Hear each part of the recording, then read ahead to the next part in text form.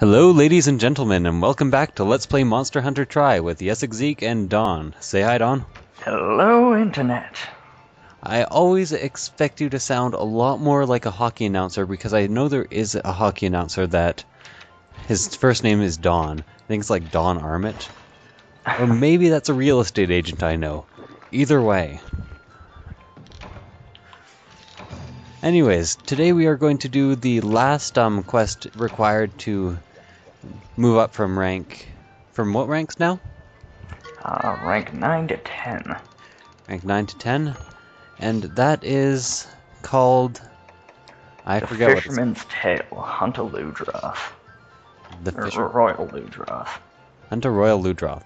So this is our first bigger monster in the game. And I will go check the stats on it because I'm pretty sure I have this one registered, which I will start doing from now on. So you can register monsters by pointing the Wiimote at them after they're dead or when they're alive in the case of smaller monsters. And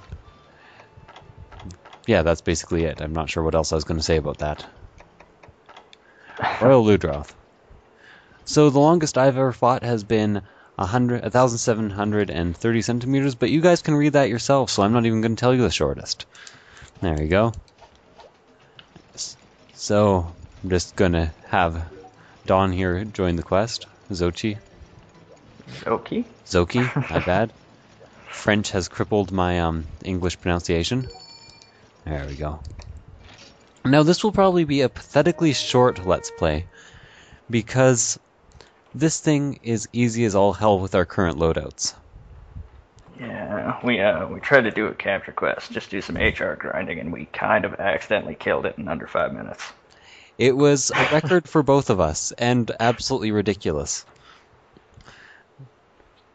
And the good thing about this quest is we get to show you a nice... So, wait, where is this quest taking place? Wrong, we don't get to show you a shortcut. My bad. We could. Might take us a little ways away from the Ludroth, but... Where is the shortcut in this? Right behind the tent. If you're wondering why I'm taking the sonic bombs and paintballs every time, it's because I am hoarding them for a later date. Because I always tend to run out and I'm very lazy. Should we show them the shortcut just for the hell of it? Might as well. Oh, okay. Let's go for a swim. So in some of the areas there are these little shortcuts from the base.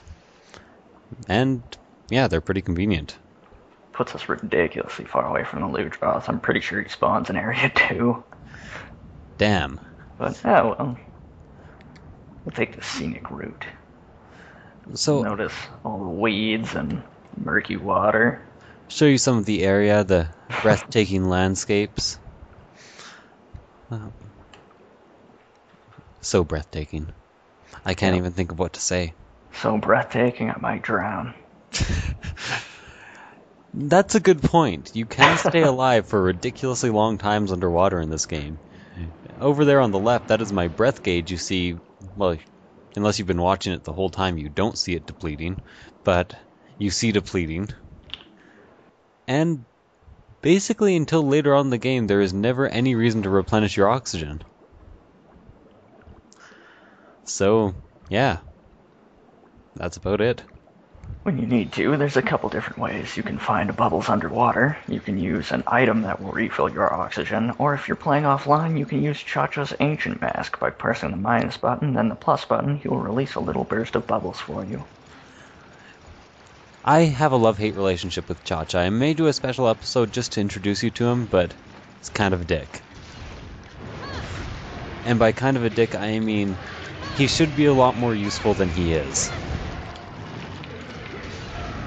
But he does try. Sometimes he manages. So, as you can tell, this fight is so far pathetically one-sided. Oh, okay, I guess he rolled on me. That's nothing to scoff at. Good, like, 10% of my health damage there. He's already in rage. As you can tell, I'm using a hammer, and the main strategy for hammer users, as I've heard anyways, is to do this kind of ridiculous charging spin attack. Oh, and there goes his tail. Ow! Tail already. Charging spinning attack until they're knocked over and then just wail on them with the regular attack. Now, I generally prefer not to do that and to just use the regular attack normally, because I end up hitting my teammates less often. And I'm pretty sure my teammates appreciate not being hit with a hammer.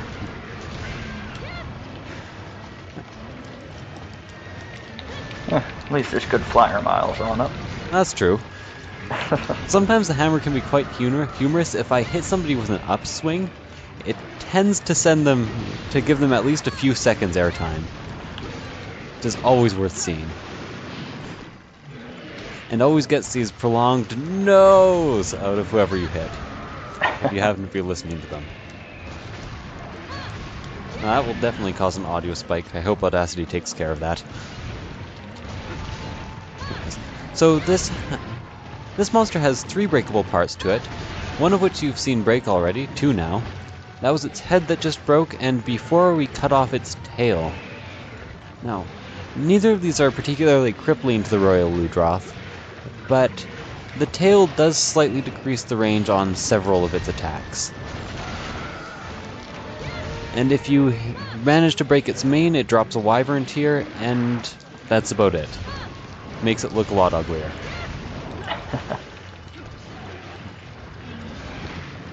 So, this time I'm using a hammer, and Dawn here is using a crystal sword, and we're just going to take our carve off this tail. The other thing about cutting off wyvern tails in these games is that you can carve off them 1 extra time. If you take them down without cutting off the tail, you only get 3 carves. Which doesn't make too much sense, but, you know, whatever, it's a grind game. Can be quite grind-tacular.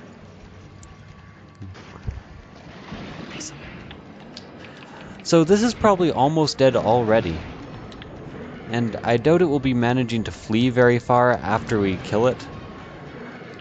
So any last thoughts on the game, or anything else that I missed telling them about the Royal Ludroth and the hammer and sword? Not really. One thing to watch out for is its breath attack, the water-like substance it spits out. That will put an effect on you called waterlog, which will cause your stamina to drop faster and also recharge much slower. It can put you into some pretty bad spots. Especially in underwater combat, I find. Generally you need to have... Is it limping or is it just running away? It's limping. Okay. Especially in underwater combat, often the monsters have tons more mobility than you, and you need plenty of stamina to be able to get away from them. Or if you're a shield user, block them. And one little thing that kind of annoys me about the game is when you follow a monster into an area and it spawns behind you, because it always animates the monster swimming into the area.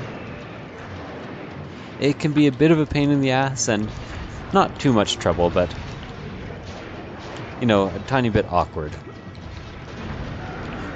Not quite as realistic as it could be. For certain monsters, like the Giganox, it gives them a very unfair hit at you. Oh god, the Giganox. And I'm swimming super slowly towards this. Come on, fight, end. We ran out of things to say. Finish him. Quick, rip out his heart! Do it! Ah, oh, he's running away again. That asshole. Oh, it's all you, because I'm not going to catch up to him. I forgot to change back to my Ludroth armor that makes me swim faster.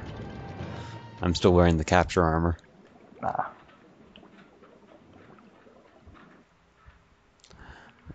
Yeah, a lot of monsters have a lot of speed on their first attack when they see you.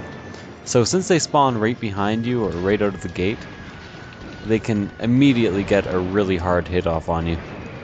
And I get the feeling that was my fault. Oh, why would that be your fault? Did you hit me? I think the tip of my blade nicked you. I thought I couldn't move. Damn you. My bad. Well, I can actually just take the shortcut. Now here's how you usefully take the shortcut, everybody. How we did it the first time was the least efficient way to use a shortcut. Meaning we took 4 more areas than we had to. But the scenery. Oh yes, the lovely, beautiful, murky water. I'm sure everyone wanted to see so much of that. Ow! Yeah, that's why I brought us down here. Okay, this guy is dying. He decreased our reward by like 2,000. Ah, I reject your sarcasm. bitch please. Disappearing, reappearing, Royal Ludroth. A new Houdini. Teleported right out of the way of my hammer blow. Unlike Houdini, he doesn't have to worry about drowning. And neither do we. Ever. Well, there are some missions later on that you have to worry about drowning.